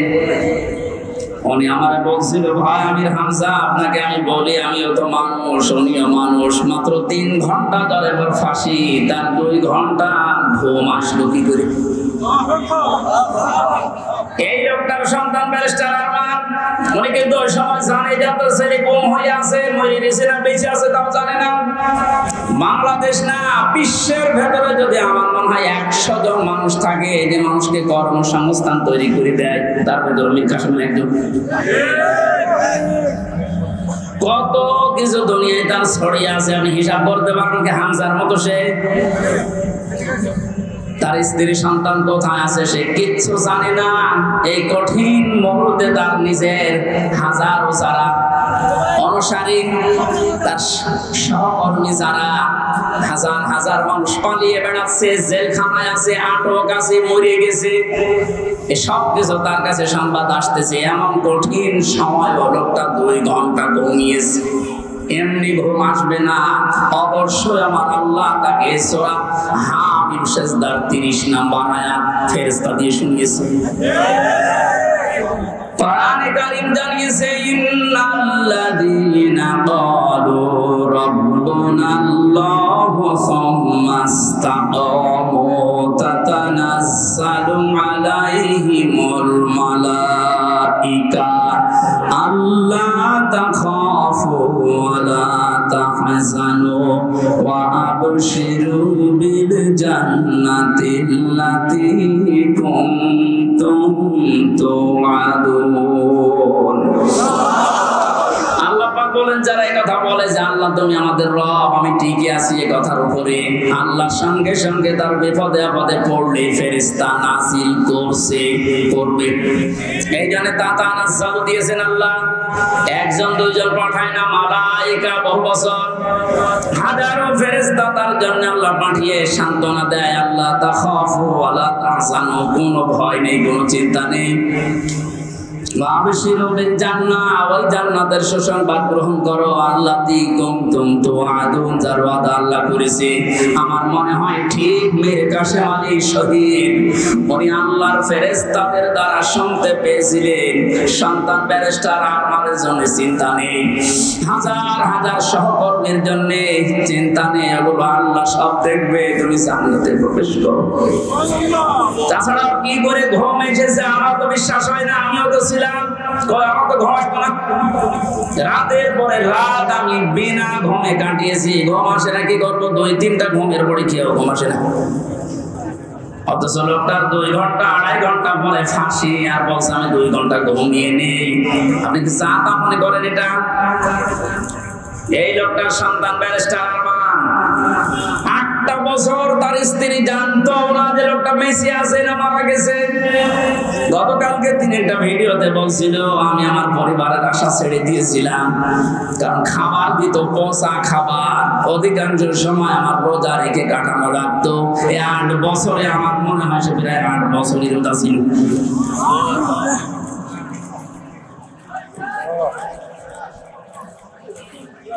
কোথায় পৌঁছিয়েছে তারা এই মানুষগুলো?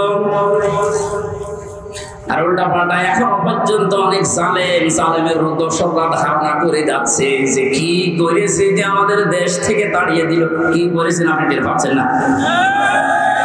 আপনি যদি কিছু না করেন আপনার শুধু আইনা ঘরের কারণে ফাঁসি হওয়া দরকার। মানবতার সাথে যেটা কত বড় মারাত্মক অপরাধ আপনি টের পাচ্ছেন না? এখনো যারা ছিল তাদেরকে একটু জিজ্ঞাসা করেন। ব্রিগেডিয়ার আমান আজমি ভাই শেষ পর্যন্ত এই কান্না জড়িত কণ্ঠে বলেছে যে আমি সূর্যের আলো কি 10-12 বছর দেখি নাই। এদিকে 1.5 হাত, ওদিকে 1.5 হাত। আমার যে মাটির নিচে ছিলাম ওখানে তাও তো এদিকে 3.5 হাত, এদিকে 2.5 হাত ছিল। আরো ছোট।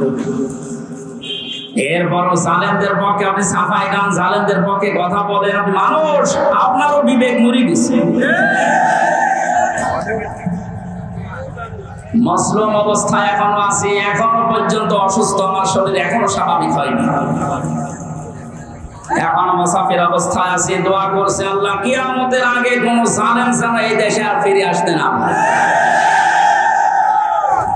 আমরা যারা আছি এই দেশে এখন, আমাদের আলেমদের উচিত হবে নবীরা, রাসূলরা তাদের যে পরিচয়গুলো আল্লাহ তুলে ধরেছিলেন, নবীর কাজ কি, রাসূলের কাজ কি, এই পরিচয়গুলো আমরা এখন জনগণের সামনে তুলে ধরবো। তাদের কর্মসূচি 6টা। কয়টা? যারা হালাল করত পবিত্র জিনিস, আজ বাংলাদেশে হালাল করা লাগবে পবিত্র জিনিসগুলো, আর হারাম করত তারা অবৈধ জিনিসগুলো। বাংলাদেশে এখন প্রত্যেকটা সেক্টরে এখনো পর্যন্ত হারাম জিনিস জিয়ে রাখা হয়েছে। এদিকে তাকান। যারা দায়িত্বে আছেন, অন্তর্বর্তীকালীন সরকার থেকে শুরু করে যারা এখন দায়িত্বে আছেন, এই মুহূর্তে আপনাদের সিদ্ধান্ত নেওয়া লাগবে এই জালেমদের সহযোগী যতগুলো ছিল প্রত্যেককে ইমিডিয়েটলি এখনই ওদেরকে বহিষ্কার করা লাগবে। এটা সংস্কার যেহেতু চলছে, নবীদের কর্মসূচি 6টা ছিল, তার 2য় নম্বর এটা হালালকে হালাল বলে বৈধ জায়গায় দিয়ে দেন। এই 17 বছর যারা বৈধ চাকরিতে উন্নতি পায়নি তাদেরকে আজ উন্নতির ওই জায়গায় দেওয়া লাগবে। আর যারা অবৈধভাবে আন্দাজে চেয়ারের পর চেয়ার পেয়েছে তাদেরকে নিচে নেওয়া লাগবে। ইসলামী ব্যাংক থেকে শুরু করে বাংলাদেশের যত ব্যাংকিং ব্যবস্থা, বিচার ব্যবস্থা, প্রশাসন, ব্যবসা, প্রত্যেকটি দিক আর বিভাগে যেহেতু সংস্কার আরম্ভ হয়েছে, এই সংস্কার ইমিডিয়েটলি কয়েকদিনের ভেতরে করা লাগবে। এখনো পর্যন্ত এই হারামখোর যারা, এদের অভ্যাস এখনো যাবে না। বলছেন না হুজুর দোয়া করেন। নূহ নবীর চাইতে থেকে আমি বড় হয়ে গেছি। নূহ নবী দোয়া করেছিলেন না? কি বলেছিলেন? লা তাদারা আলাল আরদি মিনাল কাফিরিনা দাজ্জারা ইন্নাকা ইন তাদারহুম ইউদিল্লু ইবাদাকা ওয়া লা ইয়ালিদু ইল্লা ফাজিরান কাফারা। আমরা বহু চেষ্টা করেছি এদের পেছনে, 950 বছর দাওয়াত দিয়েছি। এদের যে চরিত্র, এদের আন্ডা বাচ্চা পর্যন্ত যেন জমিনে একটাও না থাকে, কারণ যেটা থাকবে ওর পেট থেকে যেটা আসবে ওইটা হবে হারাম। জুলুমের পুনরাবৃত্তি আমরা আর দেখতে চাই না। এটা মারাত্মক একটা অপরাধ, সবচাইতে বড় অপরাধ এই গুম। এটা মানুষকে আপনি মেরে ফেলতে পারতেন, সংবাদ দিতেন যে লোকটা মারা গেছে। দেওয়া ভাইয়ের সন্তানের সাথে নাটোরে যা করেছে, আপনি কি জবাব দেবেন বলেন তো? মেরে লোকটাকে ঘরের ভেতরে আপনি আটকে রাখলেন, পরের দিন জানতে পেরেছে জনগণ, এটাও মোবাইল ট্যাগ করে যে অমুক জায়গায় মরে পড়ে আছে। এই বিশ্বাসঘাতক এই জালেমকে যদি এখন নাটোরবাসী মাফ করে দেয়, তো কি জবাব দেবেন আপনি আল্লাহর কাছে, আনে দেওয়ার কাছে? বলেন, আপনার ছেলেটা যদি হতো আপনি টের পেতেন। আমি একটু টের পেয়েছি, তাই আমার মুখ দিয়ে বড় চলে আসছে। আমার মেয়েটা আমাকে আজ পর্যন্ত চেনে না। 3টা বছর আমার যোগাযোগ বিচ্ছিন্ন রেখে দিয়েছিল শয়তান। পরে আমি 8-9 মাস রেখে গিয়েছিলাম, এখন তো বয়স 4 বছর। আমার এখনো পর্যন্ত আমার কাছেও আসে না, আমার ডাকেও না, আমার কাছে আসে না। কারণ মনে করো বিভিন্ন হুজুর আসতো, ওই রকম একজন হুজুর। আমি জেলখানা থেকে যেদিন বের হয়ে বাড়িতে গেলাম, আমার বছর হুজুর আমাদের বাড়ি চলে। আপনি হাসতেছেন, আমার মনের ভেতরে কত দুঃখ জানেন। আমার নিজের মেয়ে আমার চিনি না, যে জালেমদের কারণে, জুলুমের শিকার হওয়ার কারণে ওদেরকেও যেন ওদের বংশধর না আছে। মা মাফ করে দেন। মা বা মেয়ে জায়গায় থাকলে আমার মুখ দিয়ে মাফ বের হতো না। কিসের মাফ? সংস্কার যখন চলছে, নবীদের কর্মসূচি 6টা, এই 6টার ভেতরে 1 নম্বরে এইটা যে হালাল জিনিসকে হালাল জায়গায় নিয়ে এসে বৈধতা দান করেন। সুতরাং সেই মুহূর্তে বাংলাদেশের সবচাইতে বড় কাজ হবে, যারা এতদিন পর্যন্ত জুলুমের শিকার হয়ে ওই জায়গায় যেতে পারেনি, ব্যাংকিং ব্যবস্থা বলেন, বিচার ব্যবস্থা বলেন, প্রশাসন বলেন, ব্যবসা বলেন, আজ ওদেরকে ওই জায়গাগুলোয় পৌঁছিয়ে দেওয়া লাগবে। আর হারাম কাজ যেগুলো হারাম হিসাবে হারাম ঘোষণা দেওয়া লাগবে। হারাম দেশে নেই, এই কথা বলেন না কেন? বহু অবৈধ জিনিস অলরেডি বন্ধ হয়ে গেছে, সামনে আরো বন্ধ হবে ইনশাআল্লাহ। বারানি কারিম থেকে আবার বলছি, আল্লাহ রাব্বুল আলামিন জানিয়েছেন, হে পৃথিবীর মানুষেরা, 3 নম্বর নবীদের কাজ ছিল সৎ কাজে আদেশ করবে, তারা অসৎ কাজে বাধা দেবে। আজ বাংলাদেশ জামাতে ইসলামীর সর্বোচ্চ দায়িত্বে যিনি আছেন ডাক্তার শফিকুর রহমানের দিকে আপনি তাকান। 4টা দিন এই লোকটার সাথে আমি এক ঘরে ছিলাম, কাশিমপুর কারাগারে। এটা মানুষ বলা যায় না, আমার মনে এটা ফেরেশতা। তার ঈমান কোন পর্যায়ে আপনি তার সাথে না মিশলে বুঝবেন না। মনে করছেন জামাত ইসলাম, না, কিসের জামাত? সে জামাতের ঊর্ধ্বে। লোকটাকে আমি একদিন বলছি, স্যার আমি তো 3 বছর আছি, আমি যোগাযোগ বিচ্ছিন্ন, ওইভাবে বলতে পারি না, আমার দেয় না। আমার মাওলানা মামুনুল হকের মোবাইল দিত না, অন্য সবাইকে দেয়, আমাদের দেয় না। হেফাজতের আরো যারা আলেম ছিল তাদের দিত না। ওনাকে দেওয়ার পরে দেখলাম 4 তালা দিয়েছে। দেখা করতে যেয়ে বললাম, স্যার এখানে একটা উপায় আছে, আপনি যদি অনুমতি দেন তাহলে আপনাকে কারারক্ষীদের মাধ্যমে একটা কায়দা করে মোবাইল এনে দিই, ছোট মোবাইল, আপনি কথা বলতে পারবেন চুরি করে। কি বললেন? কার সাথে কথা বলবো, অথচ তার ছেলেটাও পাশের জেলে আছে। তার ছেলেও ডাক্তার, পাশের 1 বিল্ডিং পরে তার ছেলে জেল খাটতেছে। কি হিন্দাল সার্কিয়া, কি শয়তানি নাম, উল্টো পাল্টা নাম দিয়ে বানাচ্ছে। তার স্ত্রী অসুস্থ হয়ে পড়ে আছে, সে যে একটু খবর নেওয়ার জন্য, না কার সাথে কথা বলবো, আমার বলছে, হামজা আমি সবাইকে, আমার দল সহ সবাইকে আমি আল্লাহর কাছে দিয়ে এসেছি। এই কঠিন মুহূর্তে এই কথা মুখ দিয়ে বের হওয়া, আপনি মনে করছেন এ আর কি, আমি জায়গার মতো জানতো ওটা মুখ দিয়ে কথা বের হয় কিনা? 5 তারিখের পর থেকে এই লোকটার যে উদ্যোগ দেখতে পাচ্ছি, আজ আমরা সারা বাংলাদেশ সহ যে অ্যাক্টিভিটিস, যে কাজগুলো, সৎ কাজের আদেশ, অসৎ কাজে বাধা দেওয়ার জন্য যে ভূমিকাগুলো পালন করছে, আমার মনে হয় এভাবে যদি আল্লাহ চালায়, কিছুদিনের ভেতরে এটা আমরা দেখতে পাবো। শুরু হয়ে গেছে, আল্লাহর দ্বীনের ভেতরে মানুষ এখন দলে দলে বালে বালে প্রবেশ করছে, তাদের অন্তত বিবেক একটু জাগ্রত আছে। বহু শিক্ষিত মানুষ আমি কথা বলি তো মাঝে মাঝে দেখি, না আর কি করবো, জীবনটা নষ্ট করে ফেলেছে এই জালেমের কথা শুনে, বাকি জীবনটা অন্তত ইসলামের কাছে দিয়ে আখিরাতটা তৈরি করি।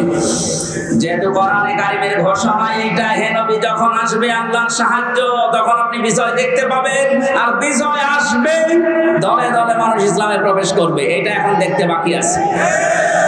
শুরু হয়ে গেছে অলরেডি। 20% মানুষ এই দেশে দিন কায়েম হোক এটা চাইতো, কিন্তু এই 5 তারিখের পর থেকে আজকে 19 তারিখ, মাত্র এই কয়েকদিনে জরিপ পেলাম, অলরেডি 35% মানুষ এই দেশে এখন চাচ্ছে যে দিন এই দেশে কায়েম হোক। এভাবে চলতে থাক, দেখবেন 51% পার হয়ে যাবে অন্তত কিছুদিনের ভেতরে। আর 51% হয়ে গেলে দেশে ইসলাম কায়েম করা কোনো দাদা ঠেকাতে পারবে না। ওইটা দেখার আশায় আছে। কথা বলেন। নবীজির কর্মসূচি, আমি এক একটা শব্দের ভেতরে লক্ষ লক্ষ কথা, আমি এত ব্যাখ্যা করতে গেলে এতে গলা বসে যাচ্ছে, মাইকটা মন মতো হয়নি। 2 নম্বর প্রচন্ড গরম, তো ভেতরে ঘেমে ঘাম গায়ে বসে যাচ্ছে, এই জন্য গলা বসে যাচ্ছে। বোঝা নামিয়ে দেবে, এটা নবীদের কর্মসূচির ভেতরে ছিল। বোঝা নামিয়ে দেয়নি আল্লাহ। এরপরে ছিল বন্দিত্ব অপসারণ করা, বন্দিত্ব অপসারণও চলছে আজ। আমার যা বিশ্বাস, এই দেশে যারা স্বাধীনতা চায়, যারা এই দেশে মানুষের মত প্রকাশের স্বাধীনতা একেবারে সব জায়গায় দিতে চায়, যে সবাই সবার মন মতো চলবা, একটা মানুষ যদি এই দেশে জন্মগ্রহণ করে সেই দেশের বৈধ নাগরিক। জামাত ইসলামী বাংলাদেশের কেন্দ্রীয় আমির শ্রী ডাক্তার শফিকুর রহমান ঘোষণা অলরেডি দিয়ে দিয়েছে, এই দেশে আমরা সবাই এক পরিবার। সুতরাং জালেম যারা বাইরে চলে গেছে, জালেমরা যেন কিয়ামতের আগে আর না আসে। বলেন, সবাই যেহেতু আমরা এক পরিবার, একটা পরিবার যেভাবে থাকে আমরা এদেশে এখন ওইভাবে থাকতে চাই। রাষ্ট্র সংস্কার অলরেডি চলছে, বন্দিত্ব যারা ছিল এখন তাদেরকে মুক্ত করার এই সংস্কারও চলছে। বিনা কারণে যারা বিনা বিচারে আটক অবস্থায় ছিল, আল্লাহ যেন এটা তাড়াতাড়ি খুব দ্রুত করে দেন। বলেন আমিন। নবীদের এখান থেকে আমরা যারা উম্মত, তাদের 4টা কাজ এই মুহূর্ত থেকে শুরু করা লাগবে। 1 নম্বরে আল্লাযিনা আমানু, যারা ঈমান আনার দরকার আমাদের এখন। ঈমান এখন বলেন আমার ঈমান নেই মানে আমি মুসলমানের ঘরের সন্তান, আমার বাবা ঈমানদার, দাদা ঈমানদার, আমিও ঈমানদার না। ঈমানদারের প্রকাশ হচ্ছে আল্লাহর কোরআনে যে নিয়ম নীতিগুলো আছে ওইগুলো বাস্তব বিশ্বাস করে দেখানো। এটা এখন দেখাতে পারবো না ইনশাআল্লাহ। কোনো কিছু নেই সামনে, যে জালেমদের কাছে 14 বার অনুমতি নেওয়া লাগতো, ওই জালেমরা এখন অনুমতি নিয়ে পা ফেলবে ইনশাআল্লাহ সামনে। গতকালকে গিয়েছিলাম ফরিদপুরে, মাসখানেক আগেও ছিল আমার মাহফিল ওই গ্রামে, অথচ জালেমদের 14 জায়গায় অনুমতি দিয়ে আমার উঠতে দেয়, বলে না ওনারা বাদ দিয়ে। অথচ গতকালকে যাওয়ার পরে সভাপতি আমার বলছে, হুজুর যে জালেমগুলো বাধা দিয়েছিল ওরা এখন বলছে হুজুরকে এবারে এনে দিন। দিন পাল্টে অলরেডি গেছে, দিন বদল যখন শুরু হয়েছে, সংস্কার চলছে। যেখানে যেখানে জুলুম অত্যাচার, ছাত্র ভাইরা যারা আছে ঐক্যবদ্ধ হয়ে এই জুলুমের অবসান ঘটানোই লাগবে ইনশাআল্লাহ। বহু ব্রিজ এই দেশে আছে যেখানে ফেরেশতারা আমার টোল নিত। আমার কুষ্টিয়ার এই যে মেহেদি রনি ব্রিজের যে টোল, এক শয়তান নাকি আদায় করতো। 5 তারিখে স্বাধীন হওয়ার পরে বিকালে ওটা উড়িয়ে দিয়েছে, এখন সবাই খুশি। এরকম বহু জায়গায় অবৈধভাবে যারা টোল তুলতো, এই টোল গুলো যেন সব ভেঙে গড়িয়ে মাটির সাথে মিশিয়ে দেওয়া হয়। আমাদের ঈমান তাহলে 2 নম্বরে নবীদেরকে সাহায্য করা। নবী যেহেতু নেই, নবীর উত্তরাধিকারী এখন যারা, নবীর অনুসারী এখন যারা কাজকর্ম চালাচ্ছে ইসলাম এই দেশে নিয়ে আসার জন্য, তাদের সাহায্য করা আমাদের কর্মসূচির ভেতরে নিয়ে আসতে হবে। আমি এটা ভাঙিয়ে বলছি, সূরা আরাফের 157 নম্বর আয়াত আপনি বাড়ি যেয়ে তাফসীর আকারে পড়েন, এইটা পাবেন। 3 নম্বরে তাদের সাহায্য দেওয়া লাগবে। সুতরাং আজ যারা এই দেশে একামতের দিনের দায়িত্ব পালন করছে, আপনি তাদের সাহায্য যান, দেখেন তাদের অ্যাক্টিভিটিস, তাদের কর্ম, তাদের চরিত্র কি, এগুলো দেখে যদি আপনার ভালো লাগে আপনি তাদের সাহায্য করেন। 4 নম্বরে তাদের সাহায্য শুধু করবেন না, এদের উপরে যে নূর আল্লাহ নাযিল করেছে নবীদের উপরে, এই নূর মানে কোরআন শরীফ, এই নূরের বাস্তবায়ন যেন হয়। এই নূর দেখে দেখে সামনে আমাদের পথ চলা লাগবে। আল্লাহ এই 13টা জিনিস আমাদের জীবনে যেন এনে দেন। বলেন আমিন। আমি আমার এই ছোট্ট ঈমান থেকে এবং ছোট্ট জীবন থেকে যেটা দেখলাম, বাংলাদেশে যারা একামতের দিনের দায়িত্ব পালন করছে এবং সামনে করবে, আমি গ্যারান্টি দিতে পারি এই মানুষগুলোর ভেতরে যদি 4 আনা দুর্নীতি কোনোদিন পান, তাহলে আপনি সঙ্গে সঙ্গে আস্তাগফিরুল্লাহ বলে মুখ ফিরিয়ে চলে আসবেন। আমার বিশ্বাস, আমি যা পেয়েছি, যা দেখেছি, 4 আনা দুর্নীতি এদের ভেতরে পাবেন না। এদের অনেক নাস্তিক পর্যন্ত আজ বলতে বাধ্য হচ্ছে, এরা যদি 5টা বছর চালাতে পারে এই দেশে শান্তি কাকে বলে আপনি দেখতে পাবেন। আল্লাহ তুমি তোমার কোরআনে কারিমে দেশে কায়েম করে দাও, এটা আমরা দেখতে চাই। আল্লাহুম্মা আমিন। লা ইলাহা ইল্লা আনতা সুবহানাক ইন্নী কুনতু মিনাজ জালিমিন। রব্বানা যালামনা আনফুসানা ওয়া ইল্লাম তাগফির লানা ওয়া তারহামনা লানাকুনান্না মিনাল খাসিরিন। রব্বুল আলামিন, সারা জীবন অপরাধ করে জীবনটা নষ্ট করে ফেলেছি। হাত উঠায় কথা বলবো ভয় করে, লজ্জা করে। যেহেতু তুমি স্বাধীনতা আমাদের এনে দিয়েছো, এই দেশটা তুমি মুক্ত ভাবে কথা বলার পরিবেশ দিয়েছো, আল্লাহ তাআলা তোমার আইন করে দেশে মুক্ত করে দাও। চর্ম চোখে যেন দেখতে পারি তোমার কোরআন এই দেশটা চলছে। আল্লাহ কোরআনের আয়োজনে যারা আঞ্জাম দিবে মানুষগুলোকে কবুল করো। আমিন। নবীর মতো আমরাও দোয়া করছি, লা তাদরা আলাল আরদি মিনাল কাফিরিনা দাজ্জারা। শহীদ আল্লাহ হোসেন সাইদি সহ যত মানুষ দ্বীনের জন্য তোমাকে রব বলে টিকে থাকার জন্য ফাঁসির দড়ি গলায় নিয়ে শহীদ হয়ে জীবনটা দিয়ে গেল, আল্লাহ তাদের শাহাদাতের সর্বোচ্চ মাকাম দান করো। যে ছাত্র ভাইরা, ছাত্র বোনেরা, আল্লাহ তাআলা এই দেশটাকে জালেমের কবল থেকে মুক্ত করে স্বাধীনভাবে আমাদেরকে চলাফেরার সুযোগ করে দিয়ে গেল, তাদের জীবনটা তুমি শাহাদাতের সর্বোচ্চ মাকামে নিয়ে যাও। শহীদ আবু সাইদ ভাই, শহীদ মুগ্ধ ভাই সহ, শহীদ আবু রায়হান সহ, আমি নাম না জানা 14 জন মানুষ আমার সামনে কুষ্টিয়া থেকে বিদায় নিয়ে গেল 5 তারিখে। যত মানুষ সারা বাংলাদেশে বিদায় দিয়েছে, আল্লাহ এদেরকে তুমি জান্নাত দিয়ে দাও। আমরা অনেকে অসুস্থ আছে, আমাদেরকে শেফায়ে কামিলা আজরা নসিব করো। রব্বুল আলামিন, বহু মানুষ এখানে এসেছে, মনের ভেতরে কার কি কামনা বাসনা আছে আমি জানি না, যার চেয়ে চাহিদা আশাগুলো নিয়েছে আল্লাহ পূরণ করে দাও। বড় স্বপ্ন দেখি আল্লাহ দেশটাকে নিয়ে, বড় 7 জায়গায় তোমার কোরআনের আইন দিয়ে দেশটা চলছে, এটা দেখা।